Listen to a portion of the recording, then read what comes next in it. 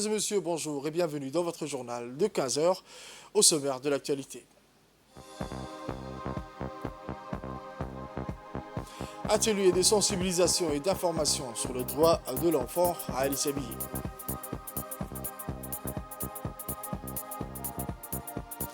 Aux nouvelles mondiales, le Conseil de sécurité de l'ONU adopte un cessez-le-feu immédiat dans la bande de Gaza.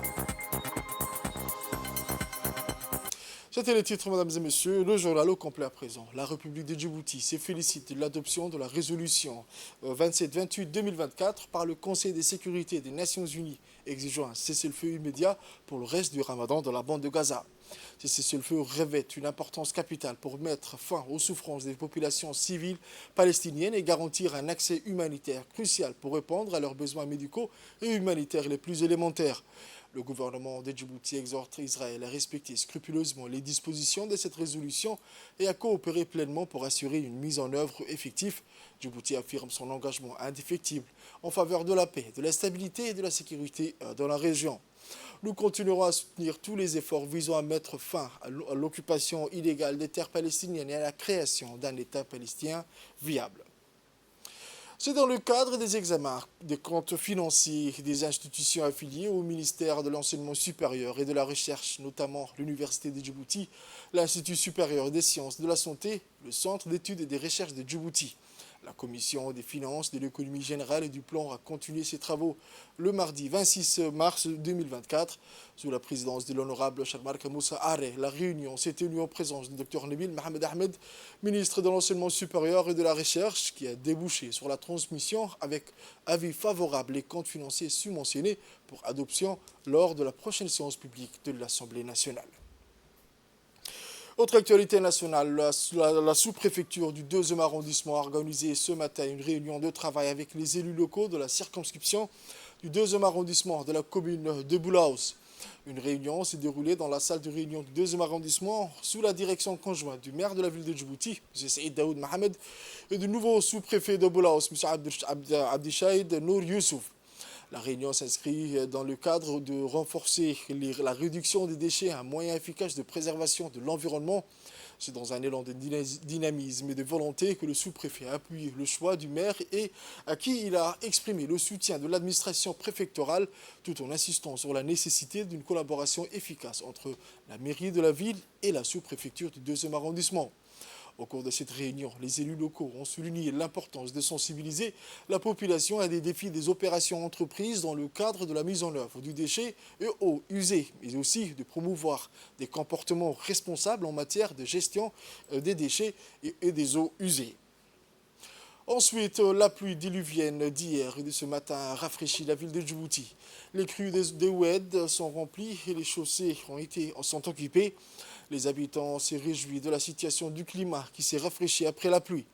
Le sous-préfet de la 3e arrondissement, M. Haïbé Khaled Gedid, a constaté des visu l'évolution de la situation et l'état actuel du pont qui sépare Djibouti de Balbala.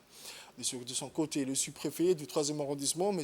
Haïbé Khaled, a exprimé sa satisfaction face aux pluies diluviennes et a rassuré la population qu'aucun incident matériel et humain n'est à déplorer. Actualité à la une de ce journal. C'est dans le cadre de la protection de l'enfance que le ministère de la Femme et de la Famille, à travers la direction de la famille, a organisé des séances de sensibilisation et d'information du 20 mars au 15 avril 2024 au sein des établissements scolaires publics de Djibouti-Ville et des régions de l'intérieur, en collaboration avec l'UNICEF, le MENFOP, la justice, l'UNFD et l'ANCI. Hier lundi 25 mars 2024, une délégation composée de plusieurs institutions concernées s'est rendue à Addis Abeba, qui a eu une réunion avec les représentants de la communauté dans les locaux des conseils régionaux d'Addis Abeba, en présence du président du conseil régional et de l'adjointe du préfet. La délégation a ensuite poursuivi ses activités au collège d'Addis Abeba où les séances de sensibilisation ont été respectivement animées par la directrice de la famille, Mme Fouzia, la coordinatrice de la cellule de coût de l'UNFD, Mme Zahra, Mme Lula Ali Elab, directrice de l'enseignement public du ministère de l'Éducation nationale et de la formation professionnelle, Mme Nasra Mohamed, chef de service de la petite enfance auprès du MFF, et Mme Saïda Ahmed Abdallah, substitut du procureur de la République, ainsi que Mme Nadra chef de service de relations extérieures de coordination du cybersécurité. Au cours de cette sensibilisation, les responsables ont détaillé les différents types de violences faites aux enfants et les dangers de l'Internet qui facilitent le contact aux mal intentionnés avec leurs victimes. Rappelons toutefois que ces derniers temps, de nombreuses jeunes filles subissent des harcèlements à travers les réseaux sociaux qui vont même jusqu'au viol. Les droits fondamentaux de l'enfant ont aussi été rappelés lors de ces séances. L'objectif principal de cette sensibilisation était certes d'informer les groupes cibles des violences faites aux enfants, mais aussi le rôle joué par le plateforme à travers le département ministériel et l'UNFD pour les combattre. L'interactivité était au rendez-vous et les élèves ont massivement participé en posant des questions pertinentes sur comment est-ce qu'ils pourraient se protéger contre les violences faites aux enfants. Grand format de ce journal, le Ramadan représente avant tout pour les musulmans un effort spirituel que lorsqu'on exerce sur soi-même, une période d'abstraction de toutes nos passions où l'individu est convié à se dépasser de sa quête incessante du salut de Dieu, Allah. Le mois de Ramadan ne peut être en ce sens réduit à une simple pratique superficielle du jeûne. Nous allons donc dans ce mag mettre un projecteur sur le sens profond du jeûne en ce mois béni du Ramadan où les jeûneurs sont conviés à des actes intrinsèquement intérieurs. Les ramadans, de par son intensité et sa longueur, se différencient de toute autre pratique religieuse, à l'instar des mouvements de la prière ou des actes rituels du pèlerinage. Les jeûnes ne se manifestent pas par une action extérieure. Jeûner est un acte qui implique l'effort intérieur et en ce sens incite à l'humilité et à la sincérité. Selon une célèbre formule prophétique, le jeûne appartient non au jeûneur mais à Dieu lui-même. Toute bonne œuvre est une expiation. Le jeûne m'appartient. Et c'est moi, Dieu, qui les récompense, dit le Très-Haut dans une verset coranique. Le jeûne est donc l'un des instruments de la foi, puisqu'il permet aux croyants de s'élever spirituellement en se détachant de ses passions pour mieux se réorienter vers le Créateur, lesquelles passions sont assimilées aux veaux d'or ou autres idoles, constituant ainsi un obstacle au salut de l'homme. Le Coran est explicite en la matière. A-t-il celui qui a pris ses passions pour divinité?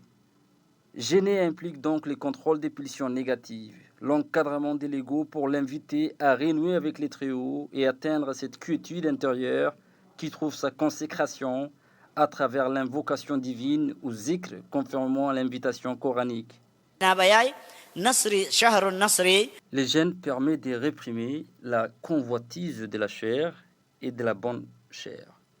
L'une des finalités du jeûne consiste à prémunir les croyants du péché. Il permet en ce sens de réprimer la convoitise de la chair ou de la bonne chair. Ainsi, l'ensemble du corps est convié au jeûne et chaque organe, la langue, les yeux, les oreilles, a une abstinence qui les caractérise. Ce n'est pas seulement jeûner avec son estomac, mais avec tout son corps et surtout avec son cœur. N'est-ce pas avec les souvenirs de Dieu que les cœurs s'apaisent? Sourate 13, verset 28. Les ramadans représentent un mois d'effort pour retrouver l'essence de l'effort, véritable acte d'adoration et de méditation pieuse. Les ramadans est un mois de solidarité et de partage pour Dieu et avec les hommes. On l'aura compris, l'observance des conditions extérieures d'hygiène, bien que nécessaire, est loin d'être suffisante pour en faire un acte ayant une véritable portée spirituelle. Jeûner, ce n'est pas seulement jeûner avec son estomac, mais avec tout son corps et surtout avec son cœur. De nombreuses références de la Sunna, tradition prophétique, viennent confirmer cette vérité inhérente à la sagesse divine. Assalamu alaikum wa rahmatullah. Assalamu alaikum wa rahmatullah. Dimanche 24 mars 2024, c'est sous l'égide du ministère de la Jeunesse et de la Culture qu'est lancée la deuxième phase des activités du tournoi de Ramadan avec les associations en présence de Mme Medina Saleh, conseillère technique du ministère, de la ministre de la Jeunesse et de la Culture, ainsi que de la directrice de l'insertion sociale et d'autres cadres ministériels présents lors des remises des kits et déroulement des matchs. Étaient présents également les élus locaux, les présidents des associations pour le développement de Razdika, Les tournois du Ramadan organisés par les associations au terrain synthétique du casino et autres terrains du Calélan ont été des événements sportifs annuels qui visent à promouvoir l'esprit de solidarité, de fraternité et de fair play entre les jeunes des différentes communautés. C'est dans le cadre de ces activités en l'honneur du mois béni du Ramadan que le ministère de la Jeunesse et de la Culture s'est engagé à soutenir les associations avec la remise des kits sportifs à tous les CDC et associations le 13 mars dernier, en vue de renforcer les capacités sportives des jeunes et promouvoir ainsi leur adhésion autour des valeurs républicaines et citoyennes dans un cadre de solidarité et de partage. Les jeunes et moins jeunes de la communauté de Razdika ont exprimé leur gratitude envers la ministre de la Jeunesse et de la Culture qui s'est montrée, ont-ils précisé, toujours soucieuse de rapprocher les jeunes et promouvoir parmi eux les liens d'amitié en vue de la cohésion et de la solidarité parmi la communauté. Dans ces rencontres de tournois des associations, le public venu nombreux à assister les matchs passionnants où les jeunes ont montré des performances et des talents footballistiques. C'est le genre de tournoi et franchement c'est un plaisir. On est là pour gagner mais aussi pour prendre un grand plaisir sur le terrain. Donc merci beaucoup et que le meilleur gagne. Le Croissant Rouge de Djibouti, en collaboration avec la société sœur du Croissant Rouge du Qatar, a distribué un don alimentaire pour 85 familles les plus démunies de la commune de Balbala.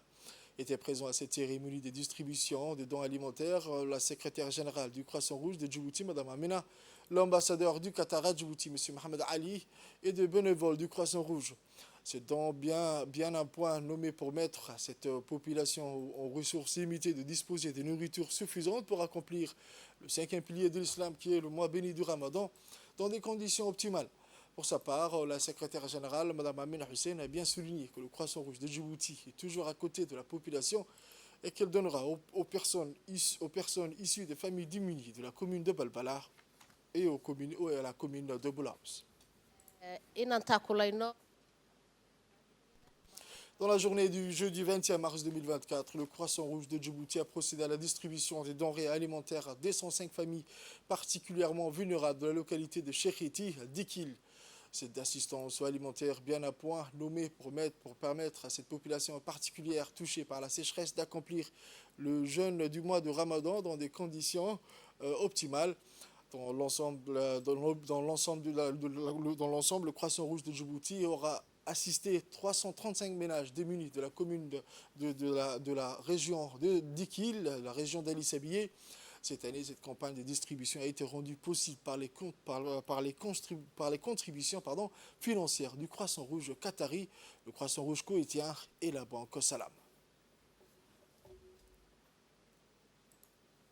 Voici les impressions d'un des cadres du Croissant Rouge de Djibouti. On écoute.